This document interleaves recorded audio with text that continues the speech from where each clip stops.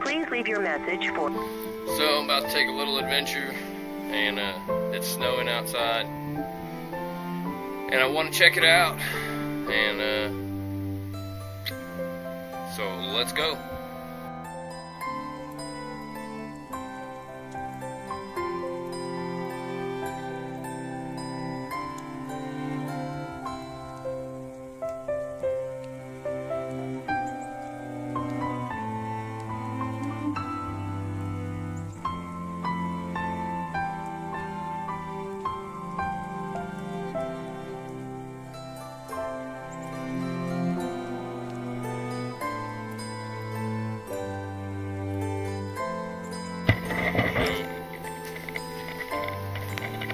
It's raining. It's snowing actually. So I kind of wanted to go down and check out the lake and see what was happening down there.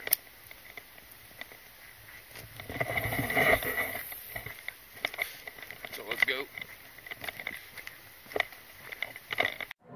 You, John Fitzgerald Kennedy, do solemnly swear I, John Fitzgerald Kennedy, do solemnly swear that you will faithfully execute the office of President of the United States that I will faithfully execute the office of President of the United States and will, to the best of your ability, and will, to the best of my ability, preserve, protect, and defend the Constitution of the United States. preserve, protect, and defend the Constitution of the United States. So help you God. So help me God.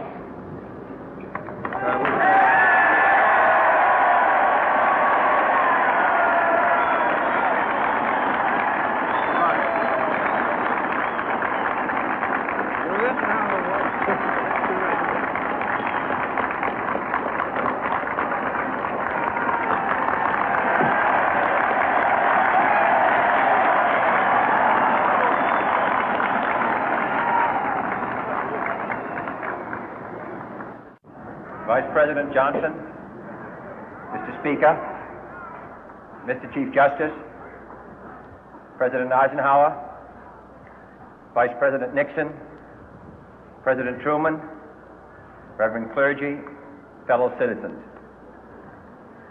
We observe today not a victory of party, but a celebration of freedom, symbolizing an end as well as a beginning, signifying renewal as well as change. For I have sworn before you and Almighty God the same solemn oath I don't know if I've ever made a video our with the snow. forebears prescribed nearly a century and 3/4 ago. The world is very different now, First I'm going to come down for here. man holds in his mortal hands the power to abolish all forms of human poverty and all forms of human life. And yet the same revolutionary beliefs for which our forebears fought are still at issue around the globe. The belief that the rights of man come not from the generosity of the state, Look at all that. but from the hand of God. That's what I raked. We dare not forget today that we are the heirs of that first revolution. Oh, there goes a hawk. Let the word go forth Shit. from this time and place to friend and foe alike that the torch has been passed to a new generation of Americans born in this century, tempered by war, disciplined by a hard and bitter At peace, least I think it was a hawk. proud of our ancient heritage, Trying to go get a and unwilling to witness or permit the slow undoing of those human rights to which this nation has always been committed and to which we are committed today at home and around the world.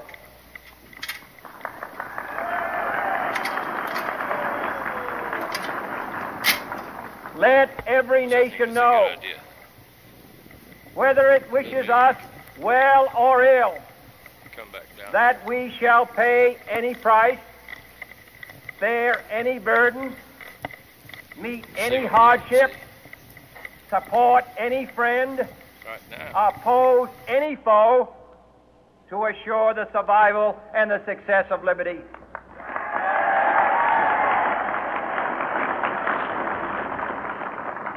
This much we pledge and more. To those old allies whose cultural and spiritual origins we share, we pledge the loyalty of faithful friends. United, there is little we cannot do in a host of cooperative ventures.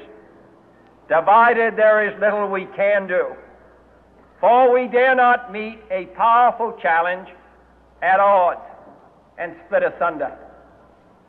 To those new states whom we welcome to the ranks of the free, we pledge our word that one form of colonial control shall not have passed away merely to be replaced by a far more iron tyranny.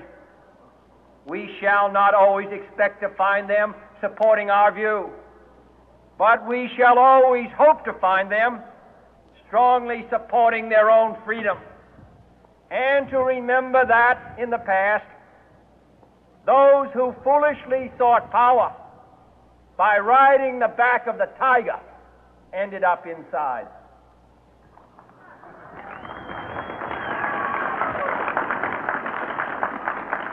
To those people in the huts and villages of half the globe struggling to break the bonds of mass misery, we pledge our best efforts to help them help themselves for whatever period is required, not because the communists may be doing it, not because we seek their votes, but because it is right.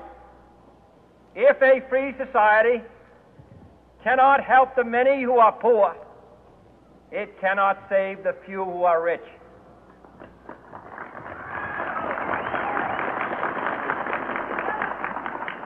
To our sister republics south of our border, we offer a special pledge to convert our good words into good deeds, in a new alliance for progress, to assist free men and free governments in casting off the chains of poverty. But this peaceful revolution of hope cannot become the prey of hostile powers. Let all our neighbors know that we shall join with them to oppose aggression or subversion anywhere in the Americas. And let every other power know that this hemisphere intends to remain the master of its own house.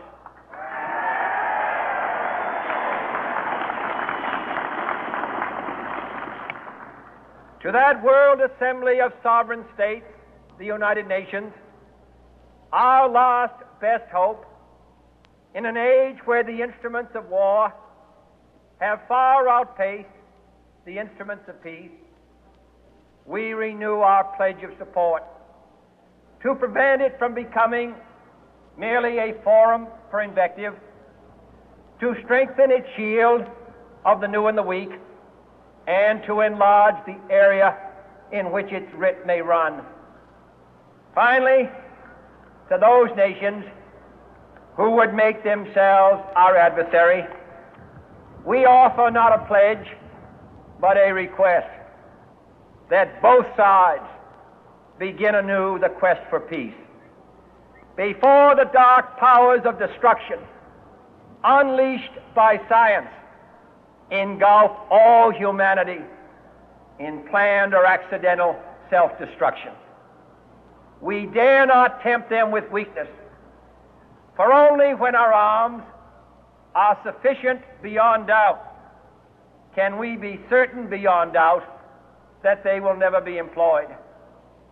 But neither can two great and powerful groups of nations take comfort from our present course, both sides overburdened by the cost of modern weapons, both rightly alarmed by the steady spread of the deadly atom, yet both racing to alter that uncertain balance of terror that stays the hand of mankind's final war. So let us begin anew, remembering on both sides that civility is not a sign of weakness, and sincerity is always subject to proof. Let us never negotiate out of fear, but let us never fear to negotiate.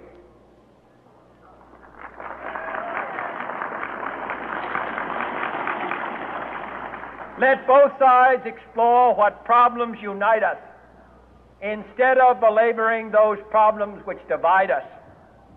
Let both sides, for the first time, formulate serious and precise proposals for the inspection and control of arms, and bring the absolute power to destroy other nations under the absolute control of all nations.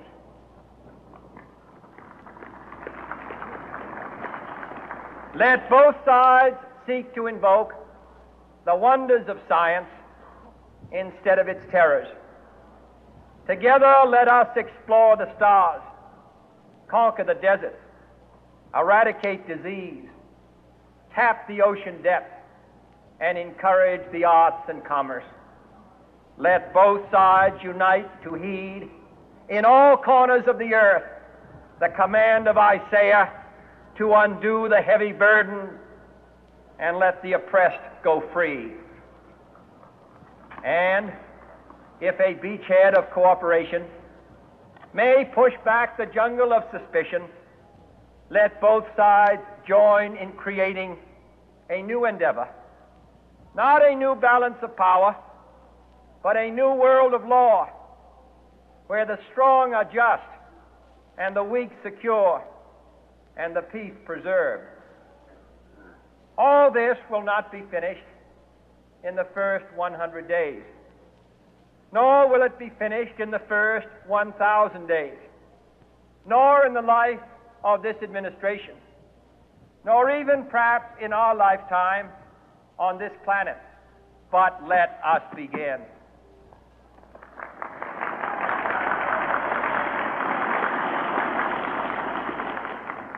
In your hands, my fellow citizens, more than mine, will rest the final success or failure of our course. Since this country was founded, each generation of Americans has been summoned to give testimony to its national loyalty. The graves of young Americans who answered the call to service surround the globe. Now the trumpet summons us again, not as a call to bear arms, though arms we need, not as a call to battle, though in battle we are, but a call to bear the burden of a long twilight struggle, year in and year out, rejoicing in hope, patient in tribulation, a struggle against the common enemies of man, tyranny, poverty, disease, and war itself. Can we forge against these enemies a grand and global alliance, north and south, east and west, that can assure a more fruitful life for all mankind? Will you join in that historic effort?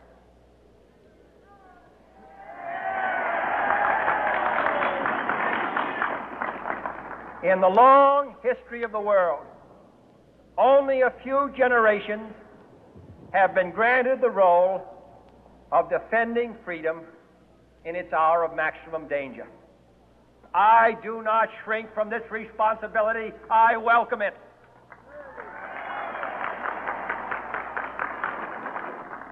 I do not believe that any of us would exchange places with any other people or any other generation. The energy, the faith, the devotion which we bring to this endeavor will light our country and all who serve it. And the glow from that fire can truly light the world. And so, my fellow Americans, ask not what your country can do for you. Ask what you can do for your country.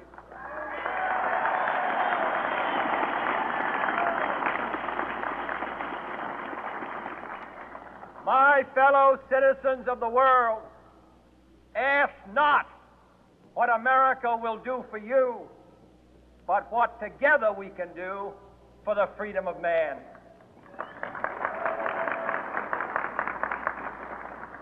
Finally, whether you are citizens of America or citizens of the world, ask of us here the same high standards of strength and sacrifice which we ask of you.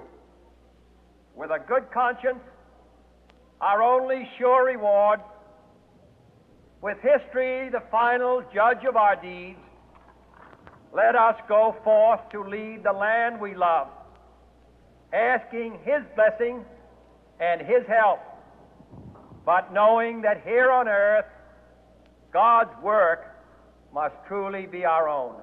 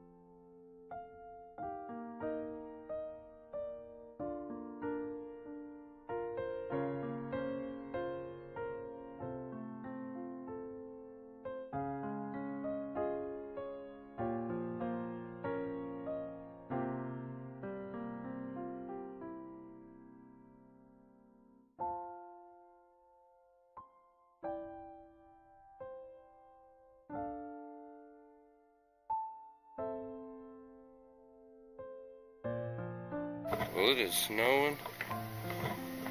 Look at that. Holy shit.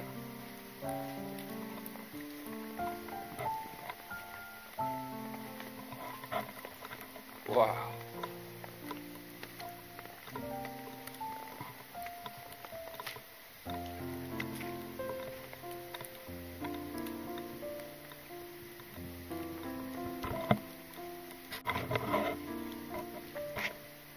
Woof. Woof.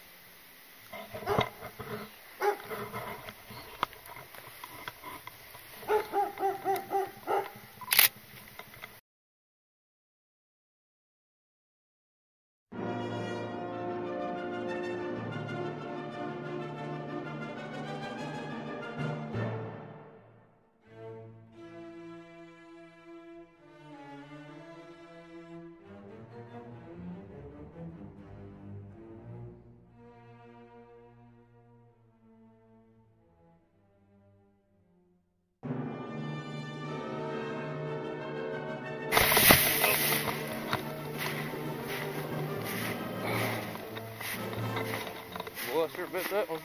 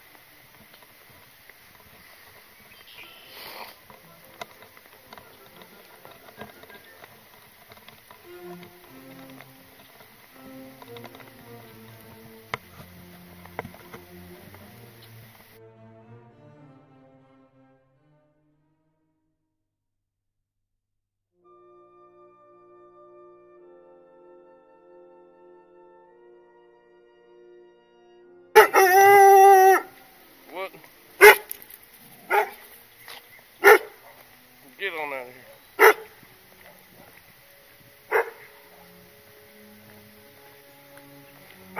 Woof.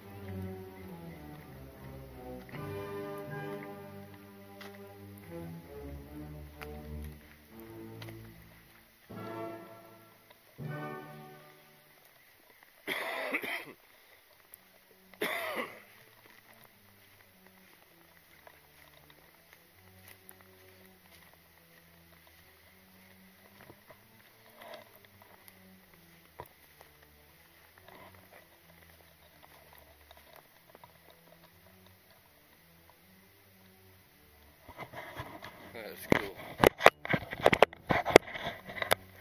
Don't usually go for snow hikes, but why not?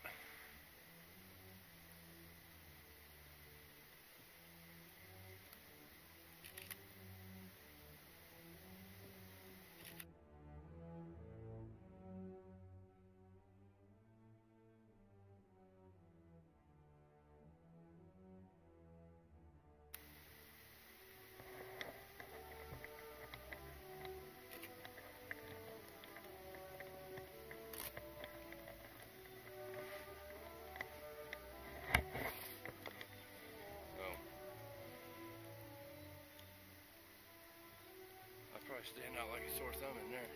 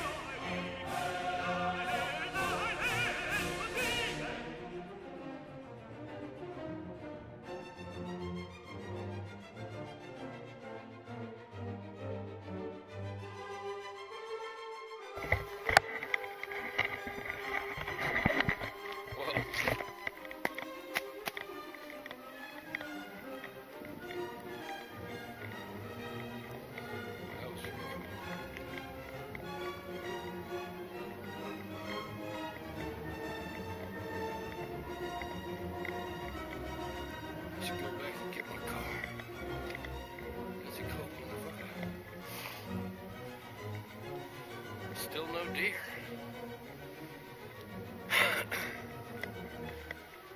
A little more snow though.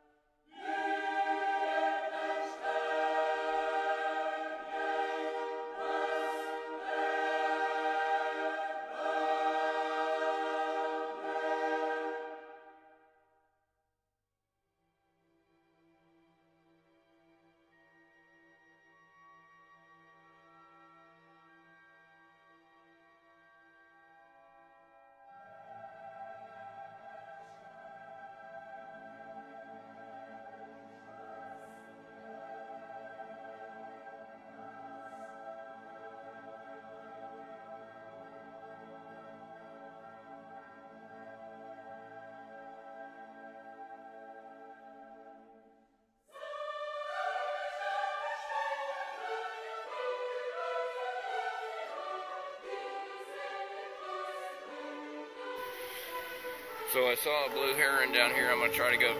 I had to park because it's kind of a funny spot, but I'm trying to get a picture of that son of a bitch. I'm trying to get it closed up for a while.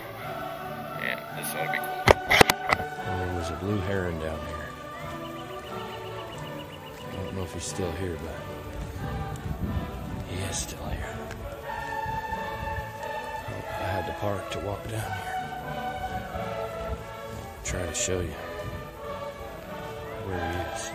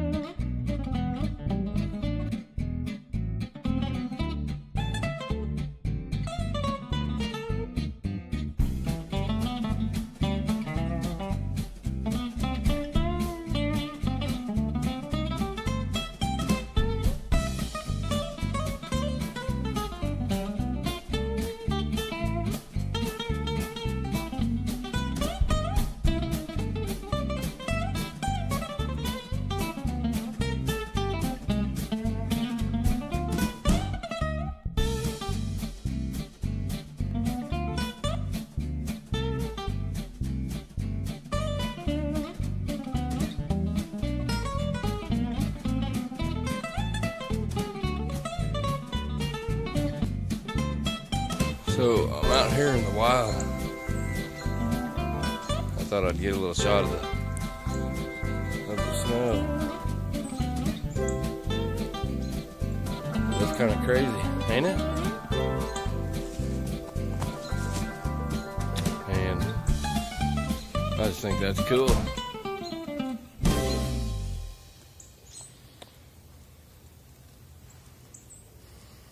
You know it? Oh hell. My glasses are all fucked up. So yeah. Did you get snow where you're at? Because we sure did.